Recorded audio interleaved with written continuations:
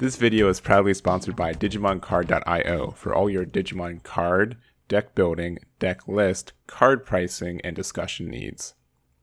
Hey everyone, Eggman here with another video, and we are days away from the Ultimate Cup format here in North America. And if you guys don't know what that means, we did have a couple cards hit the limit and restriction list. So a couple cards are limited to one, a couple of them are just banned out altogether. And then we also have a clause saying we pretty much get to only run one color in our decks. All the cards have to share the same color. Multicolor cards can be added as long as they share at least one of the colors for the rest of the colors in your deck.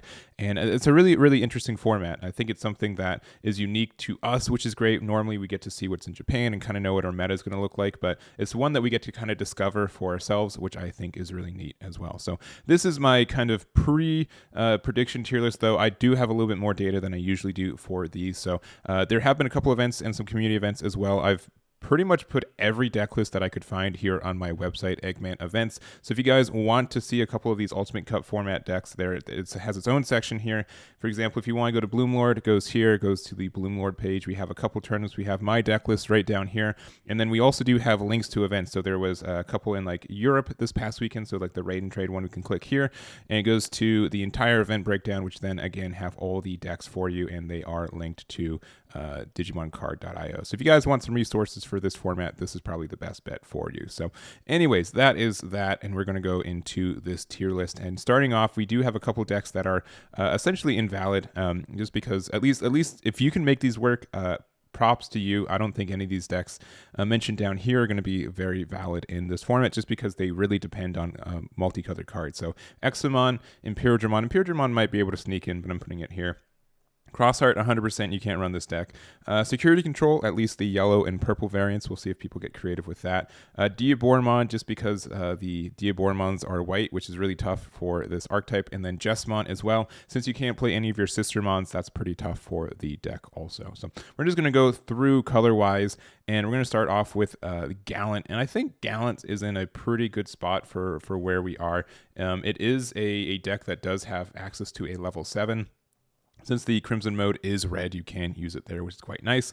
And you just able to go up your chains and do some destruction stuff. And just the fact like you can get rid of some of the bigger targets on the opponent's side of the field. It's a pretty good red deck. I would also just say it might be like the best red deck to run in this format. I think Dorbic is interesting. I've seen it top a little bit. I'm going to put in could top though, just because I'm a little hesitant if it's really good overall. And probably these other ones too. I think these are all just fine. I think Dorbic's a little bit weird for it, especially since a lot of the traditional builds do run multiple colors, but you can definitely build it mono red if needed to. War Gray, the biggest miss for this is that it's missing its level 7s because they're white. Cool Boy and X Antibody also hurt the deck, but that's kind of thing. And similar to the Ancient Gray, like any of these decks not having like an Omni Blitz to go to get an end game at any time kind of impacts how strong these decks can be, since they're kind of known for more OTKs. But these are just my opinions on this, and I'll probably put Ancient Gray a little bit. Both of these have tops in like some community events moving up to this, so I wouldn't be too surprised with it, but I think Gallant overall is the better one of the 4 here. So that's my opinion. Moving on to blue real quick, we do have Blue Flare, and I think Blue Flare is honestly one of the strongest colors or strongest decks in this format. It's very good at what it does. It has a lot of great stun abilities for it, and it's really just obnoxious. The only thing it really lost was access to like the Triple Tamer, which does impact a little bit, and you can't do the FTK. You can't run the red Metal Greymon X in this build, but otherwise it has a lot of the pieces that it still wants into the deck, which is quite nice. It never runs a level 7 anyways, so like it's really good in that way, and I think it's a very strong deck right now. Blue Hybrid as well, and this is kind of going to be Blue Hybrid / Bond, if you guys will let me do that. I think it's in this little fun little could top category as well. I think it's strong for what it is, but it's just kind of like, it's cool. Like I like Gobblebond. I like the idea of Blue Hybrid. I think honestly, Blue Flare is just probably a better version of Blue Hybrid in this format, but I think it's also just very strong too. So All Force, I know a lot of people were really excited about this. I'm going to put in should top. I think it's okay for what it is. It doesn't need any white cards either. The only thing is like if you put in like a level 7, which most builds usually don't run those, but it's still really cloggy. It still can be really cloggy at times. You're really dependent on finding your chain, and I think it's still good. I think people will definitely be running it. I know it's a little bit expensive compared to a lot of other decks too, which might kind of impact how many people are playing the deck. But I think it's okay for right now. I think it should top a couple of our events, and I'm going to put it right there. And then Metal Guru X, I'm going to put in the good luck. It hasn't been topping in BT11, which I know this is a different format, but you do lose like your cool boys, you lose your X antibodies, you also lose one of your werewolves, so like that's pretty rough for the deck. I don't think it's going to do any topping, and you also don't get like your top end either. You don't get your level 7, so I think this deck is missing a lot of the power it usually has, and the power it usually has isn't topping a lot as it is in BT11, so I don't think it's in a good spot. Armor, probably the same thing. I think it's really neat. I think Armor can do some really neat stuff, and maybe if I'll put it here. I'll be optimistic. We'll see if I continue to have it up there, but it's neat, even though a lot of these cards are multicolor and you do miss out on a couple pieces as well, especially like you don't get a level 7 for this one either. All the cards are more or less blue, right? So if you can do that, I think it can be strong for you, but it is really tough with this deck with the deck building restrictions. So, and it hasn't been topping outright. I'm putting good luck. We'll see. Prove me wrong. I want this to top. Just prove me wrong with this one. For green, we only have 2 decks that I find viable. We have Bloom, which I think is probably the strongest deck in the format, if not the strongest green, just the strongest green deck. It's very good. It lost nothing. Everything was mono green anyways, and especially with like mulligans, which I don't know if I've mentioned yet, but mulligans are legal for this format too.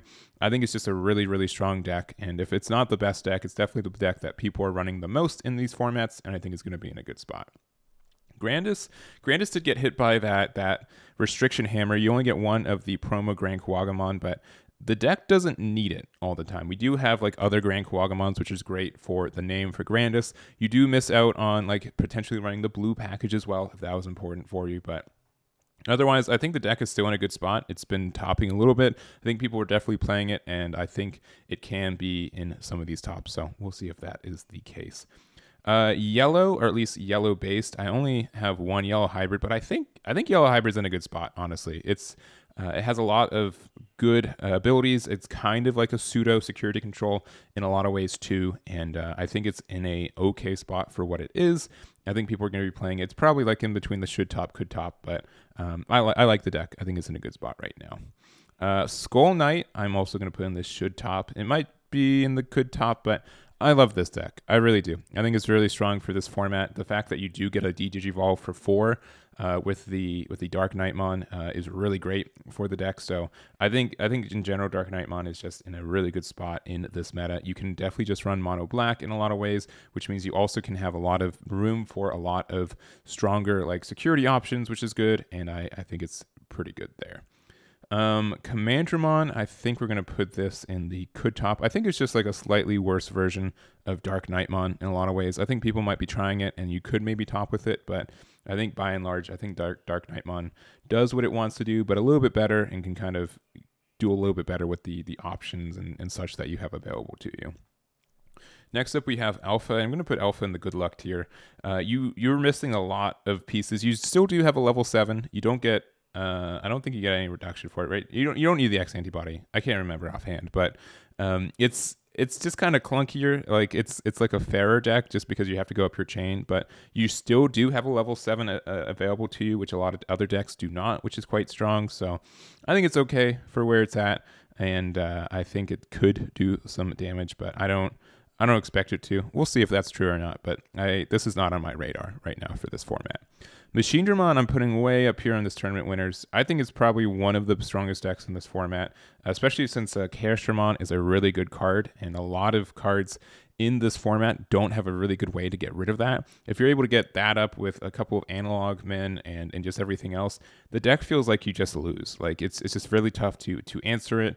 It has a lot of control aspects and can really shut down your opponent a lot of the time if you get the good setup. So that's usually the issue with this deck. You do have to get the setup to get to the win state, but in general, this meta is a lot slower than what BT11 normally is. There's not a lot of aggressive decks, at least compared to BT11. And since you do have that extra time, that means you have more time to set up. And once you set up, you're really in a good spot. So I think Machinedramon is in a good spot in these tournaments, and I expect to see a couple tops, if not wins, from this one. All right, Black War Gray X.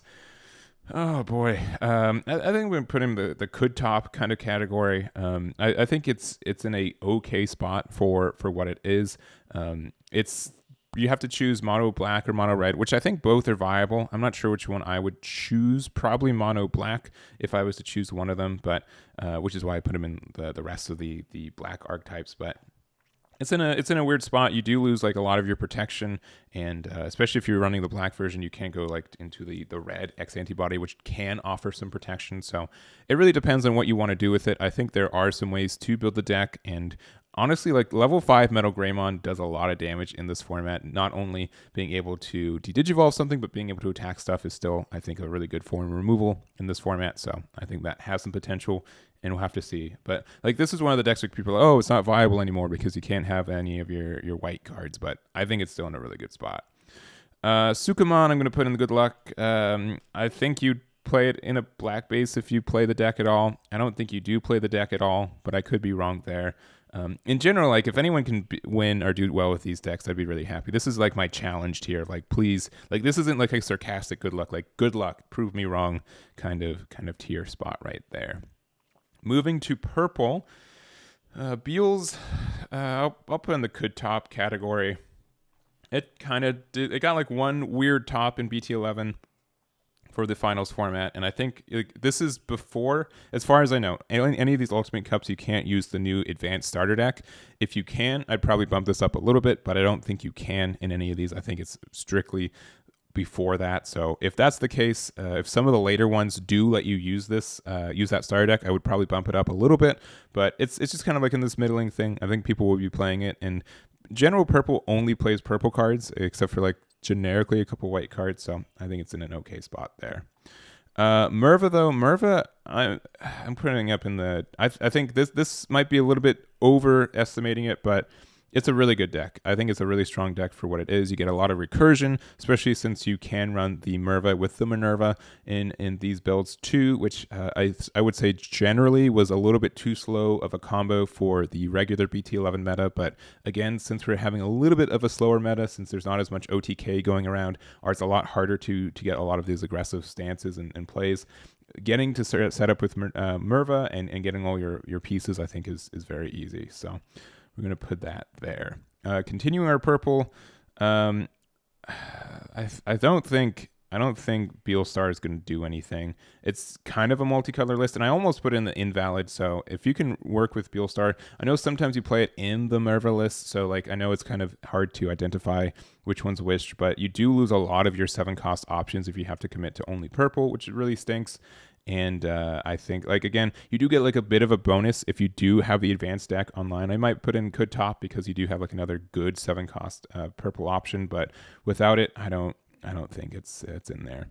Mastamon, if I didn't have a tournament where someone played Mastamon with a purple base, or sorry, with a yellow base, and it looked good, I probably wouldn't put it in here, but maybe you could do something with it. You can still kind of have like security control with this deck since you have a lot of yellow and purple. So you just have to kind of lean into one and which one you want to use. But I think there's some potential for it. I don't think it's going to top, but I'm just going to put it there because it was already in this tier maker.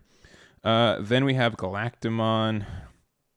I'm just going to leave it here. If someone tops with it, congrats. I still don't really know how this deck works, and I still really don't understand how it got a top in the European finals, but there we go. All right, lastly, we have a Mother D Reaper, which I'm going to put in the could top category, and people have been playing it. It's pretty obnoxious. If you don't have a way around it, you're in a bad spot. And Aeosmon, I'm going to put in the good luck category because you're going to need some luck. So here's everything. Let me just reorganize it real quick based on their individual tiers. And to wrap up this video, we do have our tournament winners. So we do have Bloomlord, we have Machine Dramon, Blue Flare, as well as Minerva, and Merva kind of looped there. So I think all these decks are very strong for this meta right now. I think a lot of them have already done well in the tournaments that I've seen as it already. So I think they're in a good spot there. In the should top, we are putting Grandis, the Gallantmon, Yellow Hybrid, Dark Knightmon, as well as Ulforce. Ulforce might be a little bit high here, but I think a lot of people still think it's going to be doing well, and we're going to see if it does here in North America. But all of these decks I'd probably be pretty comfortable with running in these tournaments as well, especially Dark Knight. This is probably the deck I would run if I was playing in any of these events too. I like that deck a lot, and just the fact that it does work in this meta I think is strong. Then we also do have Black War Grey X, Dorbic, Ancient Grey, Blue Hybrid, and or Gobubond, Commandramon, our D Brigade, Wargrey X, Beelzemon, excuse me, and Mother D Reaper. I think all of these are generally okay. Like, you could kind of go really hard with it and do really well with it. And some of these have topped events that I've covered as well. Specifically, I know Black War Grey, Dorbic, and Ancient Grey. I think all three of these have had some topping lists in some of our community events. So make sure to check out Eggman events if you guys are curious for those guys. In the good luck, I do have Alpha, Mastamon, Armor, Metal Guru X, the Sukamon, Buellstar, the Aosmon, and the Galacticmon as well. So I don't think any of these are going to do well. If any of these do, I'll be really happy and very surprised and want that deck list. So anyways, that is going to be our tier list for us today. Thank you guys so much for watching. Let me know what you guys are planning to play in your Ultimate Cups, and good luck for you and those as well. So that's going to be it, and thank you for watching.